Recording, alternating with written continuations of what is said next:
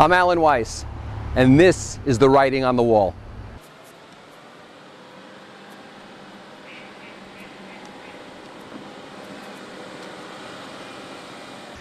Hi, I'm Alan Weiss. This is the writing on the wall. Today's episode, they claim there is no God, but why do they believe in that so religiously? From the dawn of humankind, we've debated about God. You can't even debate it too easily today. People get very sensitive about it, but it's a fascinating debate, especially the separation of church and state. The U.S. Constitution forbids the sanctioning or discrimination based on religion, but it doesn't forbid the acknowledgement of God in religion. Here's the United States Constitution. Bill of Rights, Amendment 1. Congress shall make no law respecting an establishment of religion or prohibiting the free exercise thereof. This is the unanimous declaration of the 13 United States of America, otherwise known as the Declaration of Independence. When in the course of human events it becomes necessary for one people to dissolve the political bands which have connected them with another, and to assume among the powers of the earth the separate and equal station to which the laws of nature and of nature's God entitles them, a decent respect to the opinions of mankind requires that they should declare the causes which impelled them to the separation. And now Jefferson writes these immortal words: "We hold these truths to be self-evident, that all men are created equal, that they are endowed by their Creator." The Founding Fathers were talking about something.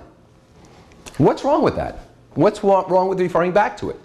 Our currency says, "In God we trust." The Pledge of Allegiance says, "Under God." People are sworn in on Bibles. Locally, to town boards, the judiciary, in Congress. In fact, there was a big debate about whether a Muslim could be sworn in on the Quran instead of the Bible. Why is that so important? Congress begins each day with a prayer. The Founding Fathers kept referring to God and the Creator in their work. Aren't we a tad hypocritical? People protest religious expressions at Christmas. Now, I know Christmas was originally a pagan holiday and no one's quite really sure of Jesus' birth date, but it's been 2 millennia.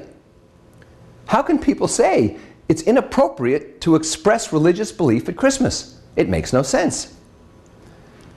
Christmas belongs to all of us, we hear. It's not just a religious holiday, it belongs to all of us. Well, it would still be pretty tough without Jesus. But let me give you a pragmatic reason. Judeo-Christian ethics are the basis of Western capitalism. And the last time I checked, Western capitalism had defeated atheistic communism.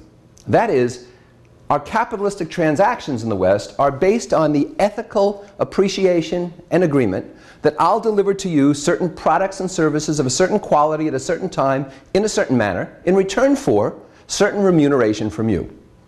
That ethical basis constitutes the very being, fabric of the transaction. The reason that Russia has so much trouble is that the ethic there has always been different. How can I outsmart you? How can I take advantage of you? It's a very different form of economic transaction.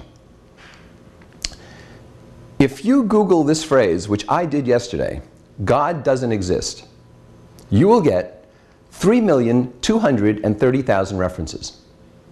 God doesn't exist gets 3,230,000 references. I figured out if I read 1,000 a day trying to prepare, it would take me a decade to read them. And that's on the assumption no one adds any more. Why do academics have to write books about the non-existence of God? Why do they have to insist that they prove to us and impress upon us the non-existence of God? You know, we have books called Breaking the Spell and The End of Faith. Can't they just be content in their own knowledge or their own belief or their own non-belief? We don't seem to live easily with the unknown. We don't seem to abide peacefully in the unknown. We need something to grasp onto. Death isn't an easy concept. Birth, life isn't an easy concept. But somehow, redemption and machismo don't seem to get along too well together. But those among us who tell us there is no God seem to proselytize far more than those who believe there is one. Ask yourself this question: is there life out there or not? You only have 3 answers. Yes, there is. No, there is not. I don't know. All 3 answers are legitimate, and you'll probably never know if you don't know now. But no matter what your answer, there is life, there isn't life, I don't know, all 3 responses are mind-boggling. What does that tell you? We're alone in the universe? There's someone else out there? We'll never know.